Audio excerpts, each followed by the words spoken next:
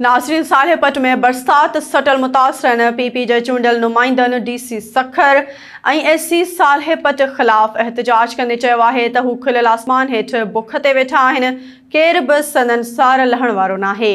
उन हवाले सां पेश आहे SS न्यूज़ जे रिपोर्टर नवाब मीरानी जी हीअ रिपोर्ट।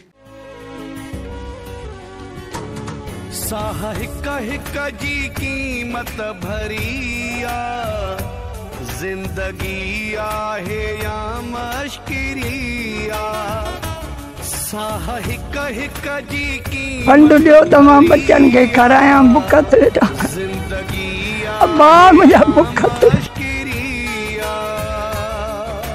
वो कुछ हम जब हम तेरे घर भगा था जना सा जुल्म सा कहे पुछो ही ना है मर्दाने अज ट्रेनिया बच्चा बुक चले दर दर पे बारगाह जो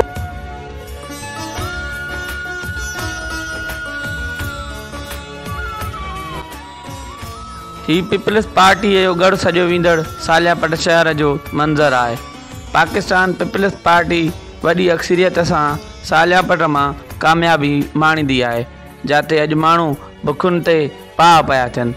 सालियापत में राशन टेंट वगैरह आया तो गरीबन के का खबर ना है, सिर्फ मनपसंद मानून के दिना हुआ।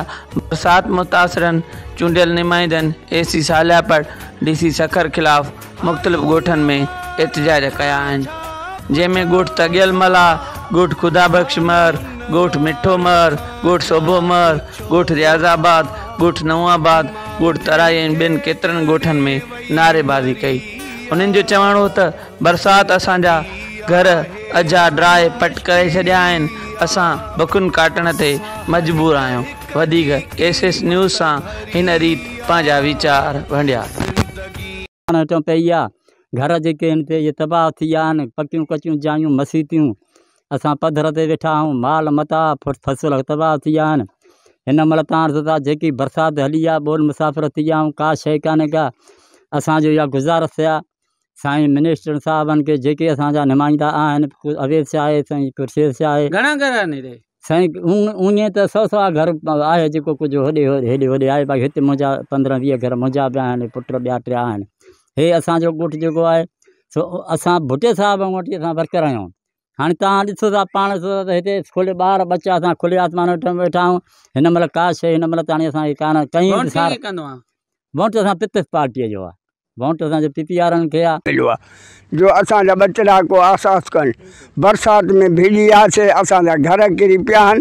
असां जेको मन हिकु माल जो मन बचो आहे, माल उहे झुकी पिया आहिनि, उनजा खुर वठिजी विया आहिनि, मंडा थी पिया आहिनि। असां पाण जेके आहियूं सो बेहोश लॻा पिया आहियूं। वोट साईं खुर्शेद शाह खे, खुर्शेद शाह जे साईं जे ज़मीन ते वेठा आहियूं। असांजी मालिकी हिन महिल ताईं कंहिं बि न कई आहे। हर जमल बि साईं जो हुकुम कंदो आहे त असां टोटली नंढा वॾा वोट ॾींदा आहियूं। हिन महिल ताईं साईं जन जो को माण्हू असांजे लड़ी न आयो आहे। असांजे अंदरि घर ॾिसंदो लही असांजा काफ़ी गोॾे ससर ते पाणी अंदरि बीठो आहे, भितियूं किरी पियूं आहिनि, जायूं किरी पियूं आहिनि, को मालिकी नथो करे। अठों ॾींहुं आहे असां बुख ते उन ते ईअं वेठा आहियूं, बेघर थिया वेठा आहियूं। बच्चा असांजा न DC आयो आहे, न को मुख़्तियारकार आयो आहे, न कोई कंहिं पुछो आहे असांखो त तव्हांजा घर ड्राया आहिनि जा छा मिले या छा न मिले। असां कलीअ वठण लाइ हैरानीअ में सफ़ा ग़रीब मिसकिन बच्चा असां दर पदर थिया वेठा। घर ॾिसो अची साईं असांजा मिसकिन बुख ते असां घर खां बेघर थिया वेठा आहियूं। असां अॼु ॾींहं ताईं पीपल्स पार्टीअ जा वोटर आहियूं, को बि असां वटि लड़ी मदद कान आयो आहे। असां घर खां बेघर थी वेही रहिया आहियूं। असांजा नंढड़ा नंढड़ा बच्चा पधर ते वेठा आहिनि, कंहिं असांखे अझो न आहे, जॻहियूं किरी पियूं आहिनि, को राशन न आहे, खाधो न आहे, जंहिंसां असां गुज़र कयूं। असां वटि का शइ बि न रही आहे, असांजूं जायूं जॻहियूं किरी पियूं आहिनि। असां हाल दिल जो अवां सां पचारो,